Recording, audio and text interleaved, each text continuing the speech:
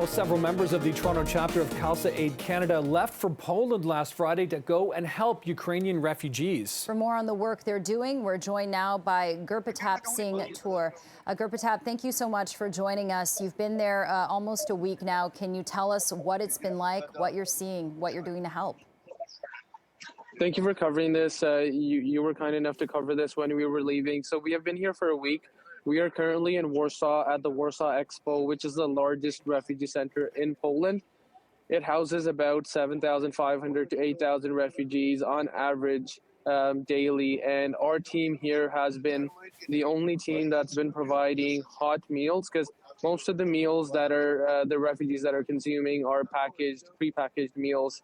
So we do lunches for roughly 3,500 to 4,000 meals a day, and throughout the day we also do tons of snacks for kids, because the refugees that are being housed here, 90 to 95% of them are just women and children. So seeing these many children here, we thought it would be a good idea to provide them some snacks.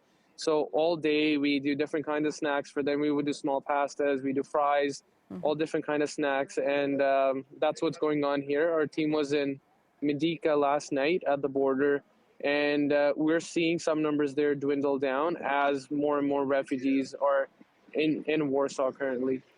And Gurpratap, I'm sure you're speaking to the refugees as you're handing out the meals and helping them stay fed, and that's obviously such a crucial role that you're playing there. But what are you hearing from them? What sort of stories are you hearing? Because I'm sure these people are leaving a war-torn country, going into a country that's not theirs as refugees. They've left almost everything behind. You must have heard some remarkable stories. Yeah, all different kinds of stories. Some really tragic. Just 3 days ago, while we were serving dinner here, there was a woman that was in tears, and we've been using Google Translate here a lot. And while speaking with her, we found out that she's trying to reach her husband, because she's learned that the village they come from has been bombed. So she's unable to reach him. Super worried about him.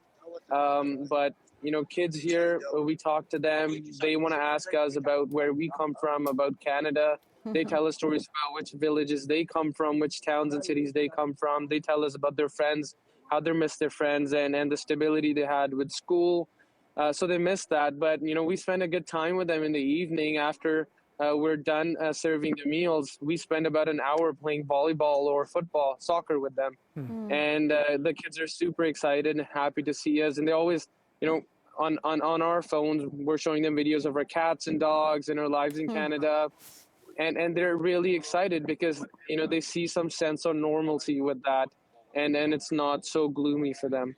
Right, absolutely. It's so heartwarming to hear about your efforts there and to make the situation more bearable. These are kids, after all. Now, Gurpratap, we know that about 4 million people have fled Ukraine since the start of this war over a month ago. 2.3 million have fled to Poland. Are you guys bracing for more refugees to come in? Can you talk about the capacity and the efforts to sustain this humanitarian effort? Yeah, the numbers are changing every day. It's a little bit unpredictable. A couple thousand people leave from here every day to other European countries as they're getting processed. But a couple of thousand are also incoming at the same time. So it's really hard to tell the exact numbers. Our capacity right now, we're serving about 3,500 lunches to 4,000 a day. We can ramp it up to 7,000 lunches a day. But it's all going to depend on the expo, on the instructions we get from them as we get updated numbers. For example, just yesterday we had 7,500 refugees here, but today the number is close to 5,000. So, we paid a visit to the Medyka border yesterday. We were in Shamshil, and just to see how things are going on at the border, if we need to do something there.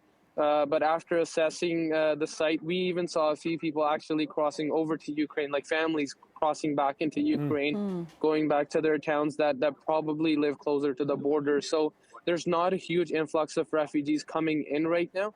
It's more so the refugees that are spread across Poland that are heading into Warsaw, because they're processing their documents here, and they have this refuge center to stay at. Well, I'm sure they are really appreciative of all the work you and Khalsa Aid are doing. Gurpratap Singh Tour, thank you so much for joining us.